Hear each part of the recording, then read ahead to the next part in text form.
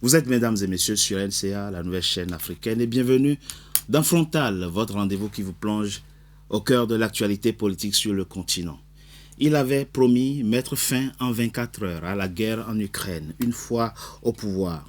Non seulement il ne l'a pas fait, mais celui qui dit mériter le prix Nobel de la paix, c'est tout le Moyen-Orient qu'il met à feu et à sang. De simples menaces, le président américain Donald Trump et son allié, l'Israélien Benjamin Netanyahou, ont engagé ce 28 février une guerre contre l'Iran. Les moyens engagés sont colossaux. Parmi ceux-ci, un porte-avions, le plus puissant du monde, le plus cher aussi, dit-on, 13 milliards de dollars, 4000 marins à bord, 90 avions et hélicoptères. Mais cela n'impressionne pas du tout l'Iran. Elle montre au contraire une résistance farouche. Les Américains sont en difficulté, du moins pour l'instant, et les autres membres de l'OTAN hésitent à apporter leur soutien à l'allié américain. C'est votre guerre, pas la nôtre, disent-ils. Mais quels sont les dessous véritables de cette guerre? Combien de temps prendra-t-elle et quelles sont les conséquences possibles pour le continent africain? Deux intellectuels africains avec moi pour en parler. Brice Nzamba, vous êtes avocat au barreau de Paris, analyste politique êtes-vous par ailleurs. Alors, le droit international existe-t-il encore? Les relations internationales peuvent-elles s'affranchir du droit international? On en parle au cours de cette émission. Merci. Merci, M. Togbe. Kevin Maïzo, journaliste, êtes-vous analyste politique. Merci d'avoir accepté notre invitation pour décrypter cette guerre qui ensanglante le Moyen-Orient, mais aussi pour analyser les conséquences possibles que celle-ci peut avoir pour le continent africain. Merci à vous. C'est moi. Chers invités, deux faits majeurs qui nous permettent dans cette émission de circonscrire le champ de notre réflexion et de notre décryptage de ce qui se passe au Moyen-Orient. Ça tombe bien et ça nous évite des spéculations inutiles. Nous sommes le 17 mars 2026. Joseph Kent, haut responsable de l'antiterrorisme américain, remet sa démission au président américain. Je le cite. Il dit « Je ne peux pas en toute conscience soutenir la guerre en cours en Iran. L'Iran ne représentait aucune menace imminente pour notre nation et il est clair que nous avons déclenché cette guerre en raison de la pression d'Israël et de son puissant lobby américain. » Fin de citation. Mais ça, c'est Keynes qui parle. 18 mars 2026, le lendemain, c'est-à-dire 24 heures après, c'est Tulsi Gabbard qui enfonce le clou. Elle non plus n'est pas n'importe qui. Elle est la directrice du renseignement national. Elle contredit Donald Trump et affirme que Téhéran n'avait pas relancé son programme nucléaire. La question, mes chers invités, c'est que font les Américains en Iran? Alors, que font les Américains en Iran? Les Américains participent en fait à réduire l'influence iranienne au Moyen-Orient. Voilà, parce que c'est qu'il faut voir, il faut comprendre un peu la stratégie des Américains et de leurs alliés israéliens, parce que au niveau du Moyen-Orient, vous avez un État qui est puissant, Israël, qui est, même si c'est pas officiel, qui est un État doté d'armes nucléaires et qui considère qu'il est entouré des pays hostiles. Voilà. Et donc, dans l'immédiat, vous avez le Hamas, donc soutenu d'après eux par l'Iran. Oui. Vous avez derrière le Hamas, vous avez le Hezbollah libanais, soutenu encore par l'Iran. Vous avez au Yémen les Houthis, soutenus encore par l'Iran. Et vous avez en Irak aussi le Hezbollah, qui est très très puissant là-bas aussi. Et donc, vous avez à la vérité une puissance, en fait, l'Iran apparaît donc aussi comme étant une puissance potentiellement une puissance régionale, oui, puisqu'il est capable d'actionner les proxys qu'il dispose au niveau de la sous-région.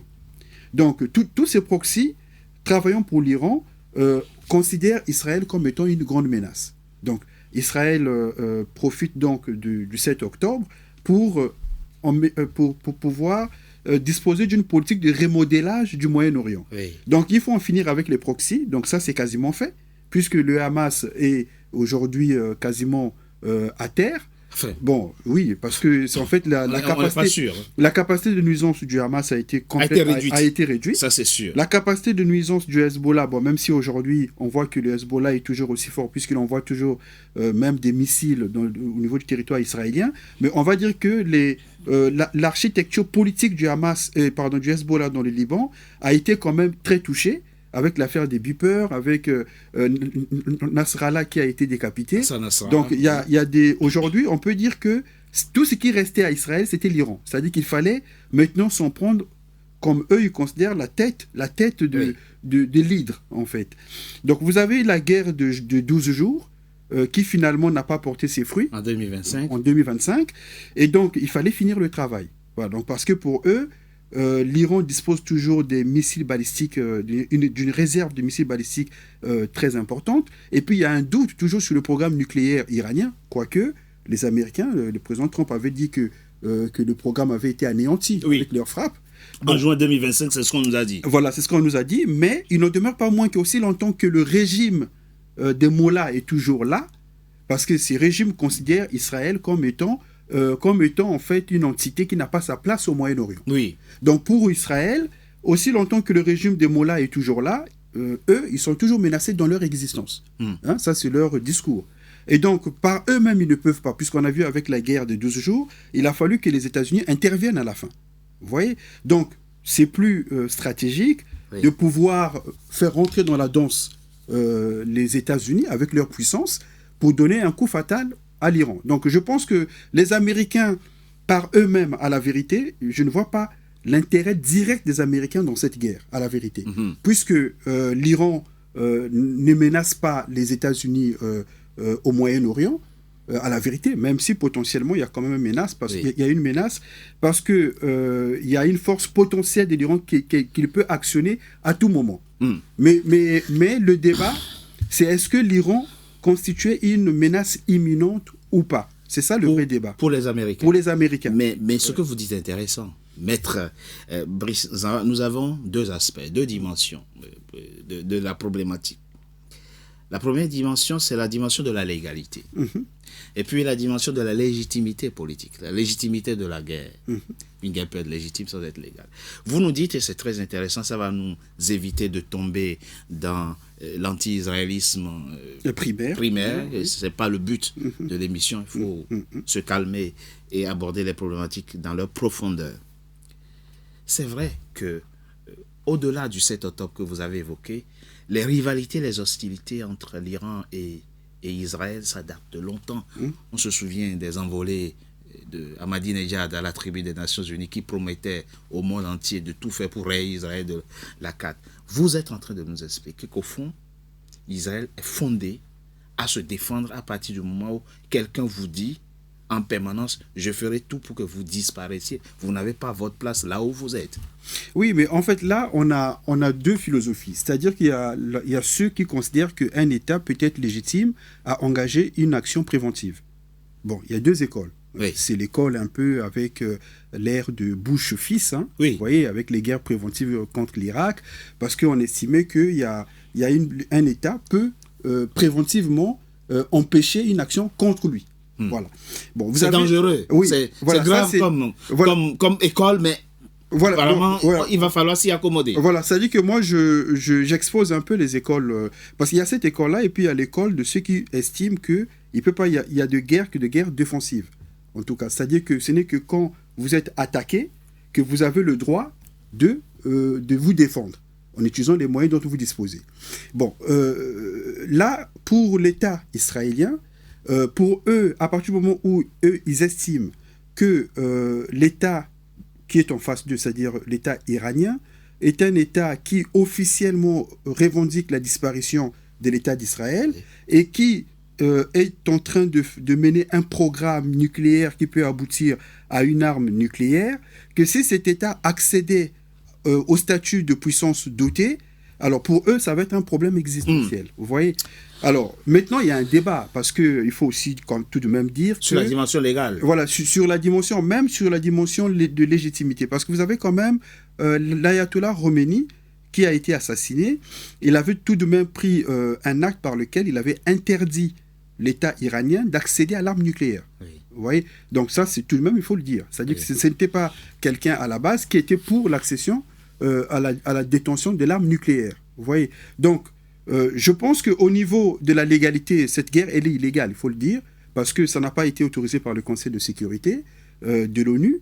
Voilà, donc c'est une agression. Donc l'idée que je n'attends pas d'être attaqué avant de me défendre, je prends le devant des choses et je mène une guerre préventive, c'est illégal. Alors c'est illégal, c'est une doctrine qui a été mise en exergue par les néoconservateurs américains. Absolument. Ouais, donc ça a été contesté. À l'époque, la France l'a contesté, mais il n'en demeure pas moins que plusieurs États européens ont participé à cette guerre de 2003 en Irak, dans le cadre de l'OTAN.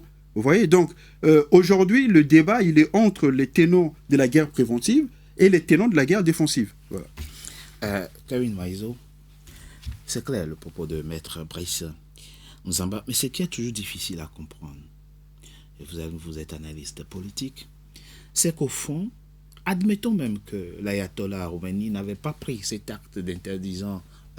Oui, c'est un avis juridique, le fatwa, considérant l'arme nucléaire comme de toute façon, haram. Fatwa ou pas fatwa, les Américains n'y croyaient pas du tout, les Israéliens non plus. Mais on sait que la grammaire même de base de l'arme nucléaire, c'est que une fois que tu la possèdes, tu ne l'utilises pas. Elle est dissuasive. Oui. Bon, qu'est-ce qui fait peur aux Israéliens? Pas du moins, eux-mêmes, ils ont l'arme nucléaire.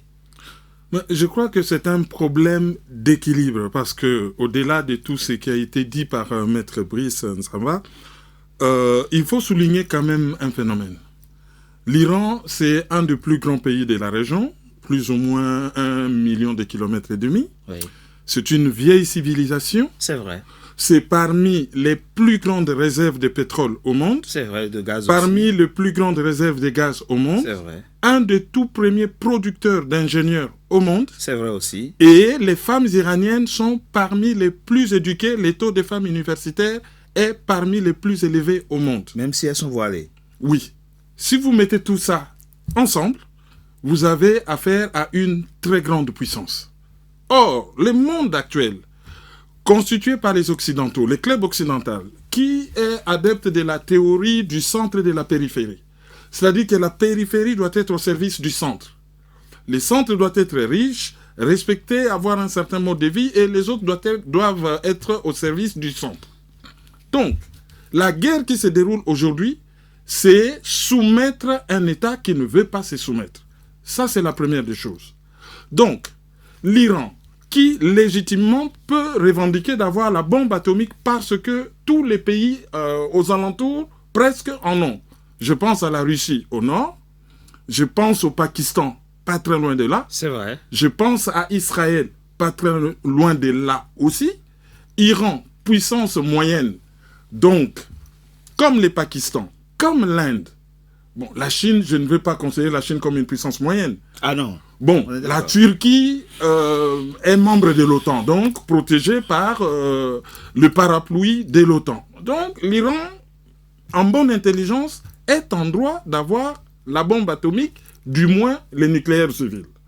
Donc ce qui se passe, c'est mettre au pas un pays qui n'est pas soumis et on utilise par collusion d'intérêts un État de la région qui a intérêt à avoir un Iran faible. Ne perdons pas de vue que l'Iran, c'est un pays multiconfessionnel, mais à majorité chiite. Chiite, bien sûr. Mais c'est le plus grand pays ayant la plus grande population juive après Israël dans cette région. Et les Juifs, ils vivent en paix. Tandis que tous les autres pays de la région, c'est des pays sunnites. Donc, il y a en filigrane aussi un problème entre les chiites et les sunnites. Si l'on divise les chiites et les sunnites, on va les affaiblir en laissant en avant un pays occidental, selon la définition du terme. Parce que quand on dit que tel est un pays occidental, en fait, c'est quoi? C'est un ensemble de pays qui ont une vision ou qui ont des intérêts communs derrière les États-Unis. C'est vrai. Ce qui explique que Israël et le Japon, bien qu'en Asie, sont des pays occidentaux. Donc, ça, c'est aussi les intérêts des Occidentaux qu'on met en avant. Il faut affaiblir l'Iran au profit d'un pays occidental, Israël, et ne pas avoir un pays qui pourrait déranger les énormes intérêts pétroliers des États-Unis chez des pays sunnites devant lesquels qui sont derrière l'Arabie Saoudite. Donc, vu sous cet angle aussi, ça complète complètement ce que Maître Brice venait de dire. Il faut affaiblir l'Iran, mais tout ça est variable, tout ça change en fonction du temps. Il fut un moment où l'Iran était le parfait allié des Occidentaux. Donc, ça révèle, mais on le verra au cours de cette émission, le visage de l'Occident lorsque ses intérêts sont en jeu. Ce qu'il faut chercher à comprendre avant d'avancer dans cette émission, Maître l'a dit, il n'y avait pas un intérêt immédiat et direct pour les Américains d'entrer en guerre. Comment en arrive-t-on? Il a dit, Joseph Kent, ce sont les Israéliens qui nous ont poussés à engager cette guerre. Sinon, il n'y avait pas de raison, de motif valable pour nous pour engager cette guerre. On en est là, effectivement, qu'aujourd'hui, les Américains en sont là où... La plupart des pays occidentaux, c'est ça le problème de la démocratie occidentale. Ça devient une démocratie... Attention, on va faire attention dans cette émission. Il n'est pas... Encore une fois, l'émission n'est pas dirigée ou n'a pas vocation à critiquer l'État d'Israël. On peut évidemment essayer... C'est un sujet, nous on parle de l'État d'Israël comme sujet de droit international. Comme sujet de droit international, les autres considérations, ça ne nous regarde pas, dans cette émission. C'est ainsi que je dis que c'est un problème de la démocratie occidentale qui devient une démocratie de lobby. C'est-à-dire la volonté du peuple ne compte pas. Ce qui compte, ce sont des puissants lobbies qui travaillent au service de certains intérêts, qui ont pris les États en otage et qui mènent les États à la paix, à la guerre ou vers telle ou telle autre direction. Ce qui se passe, c'est que nous avons un premier ministre israélien d'extrême droite qui est poursuivi par la justice de son pays. Et tant qu'il mènera des guerres, la justice et même les élections seront mis entre parenthèses. Donc il a vraiment intérêt à poursuivre la guerre. Au point de soumettre Trump à sa volonté. Pas soumettre à sa volonté, mais il a utilisé des moyens subtils, des pressions subtiles. Oui, mais il faut tout de même, en suivant un peu ce que vient de dire M. Kerwin, il faut d'abord garder en vue que pour le gouvernement israélien, il y avait une fenêtre d'opportunité. Vous voyez, c'est-à-dire qu'eux, ils ont considéré que l'État iranien était à un stade où il était affaibli. Mais c'est une erreur d'appréciation. Oui, c'est ça. Voilà. C'est-à-dire qu'ils ont cru que l'État iranien était affaibli et qu'il suffisait d'une frappe chirurgicale, de décapitation sur le guide suprême et des hauts commandants pour que finalement le régime s'effondre ou qu'il y ait des défections au sein du régime pour favoriser en fait une situation à la vénézuélienne.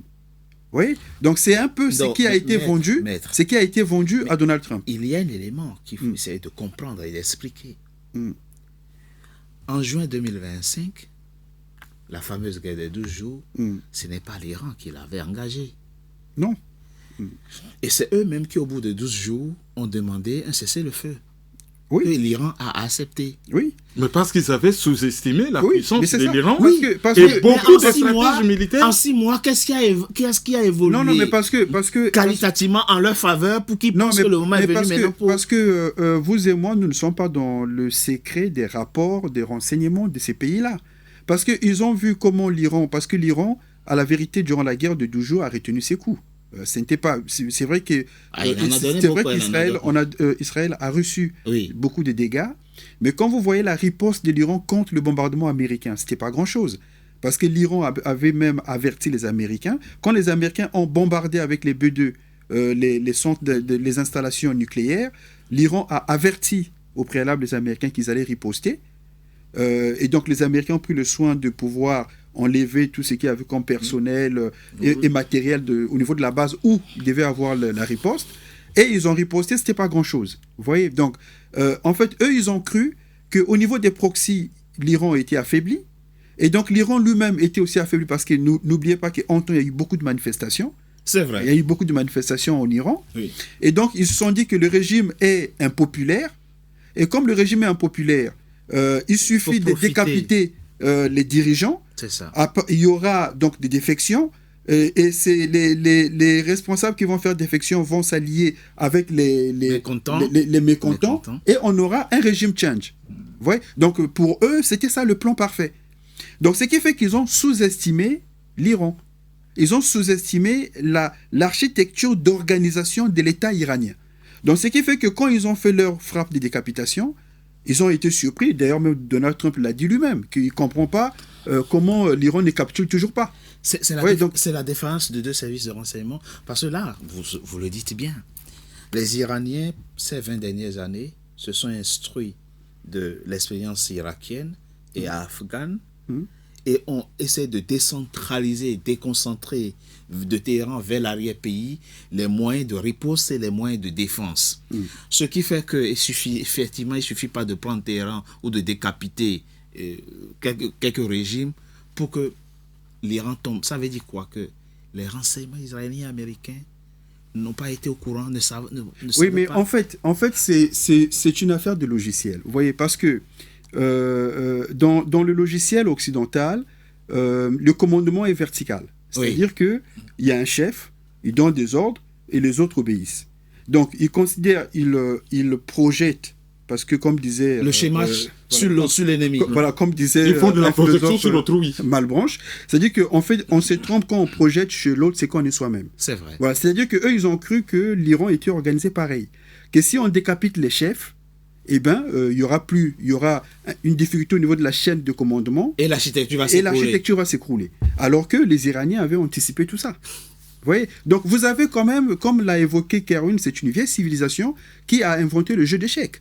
Oui. Vous voyez? Donc, c'est des joueurs d'échecs, les Iraniens. Ils sont capables de penser 10 coups, 15 coups à l'avance.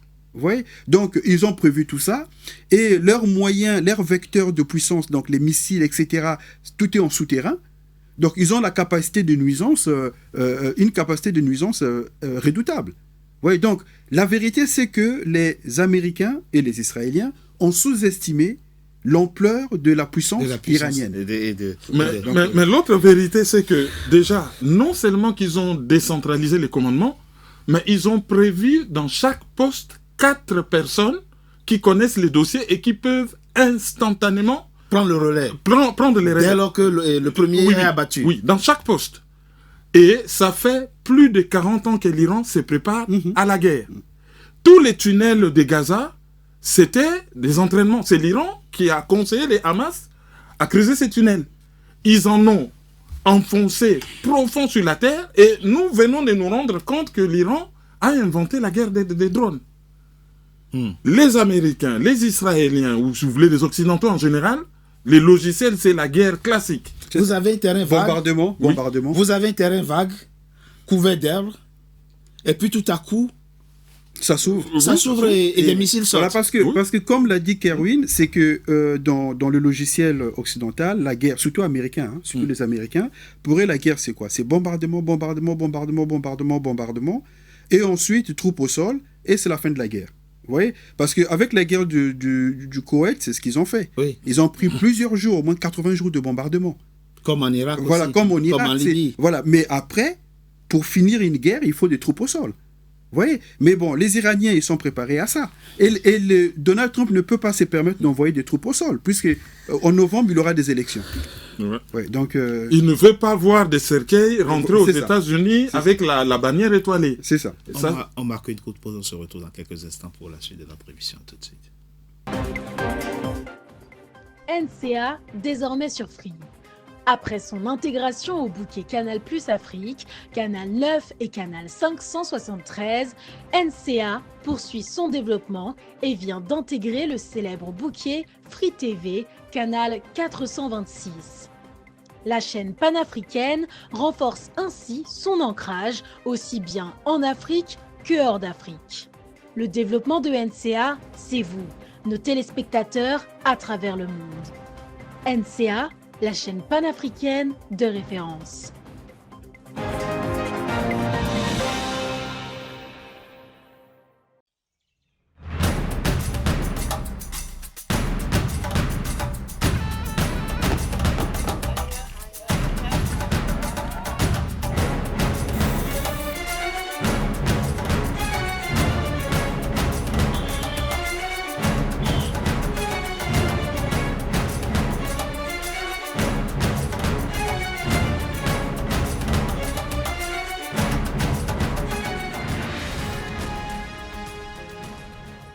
NCA, la nouvelle chaîne africaine. NCA, the New African Channel.